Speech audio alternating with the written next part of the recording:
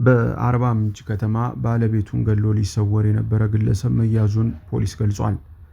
የጋሞ ዞን ፖሊስ መምሪያ የህዝብ ግንኙነት ዳይሬክተር ኮማንደር ሬታ ተክሎ ለቲክቫ ኢትዮጵያ እንደገለጹት የወንጀል ድርጊቱ የተፈጸመው አርባ ምንጭ ከተማ ወዜ ቀበሌ ግድብ ሰፈር ነው።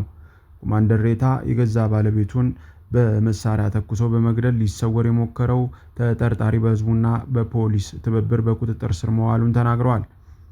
ተጠርጣሪ አቶ ነብዩ ጌታቸው ኤፍሬም እንደሚባልና ከሟች ጋር በትዳር ዓለም አብረው እንደነበሩ በመካከላቸውም በነበረው አለመግባባት ሟች ወላጆቿ ጋር በመሄድ ላለፉት 5 ወራት ከቤተሰቦቿ ጋር ትኖር እንደነበረ ገልጸዋል።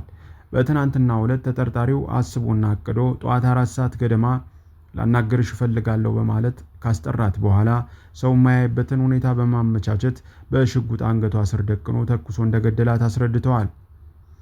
በኋላም ለመሸሸግና ለመሰወር ሲሞክር በፖሊስ ክትትልና በህብረተሰቡ ትብብር በቁጥጥር ስር ውሎ ምርመራ እየተጣራበት እንደሚገኝ ተናግረዋል። ተጠርጣሪውና ሟች በትዳር አብረው በነበሩበት ወቅት አንድ ልጅ አፍርተው እንደነበርም የፖሊስ መረጃ ያመለክታል።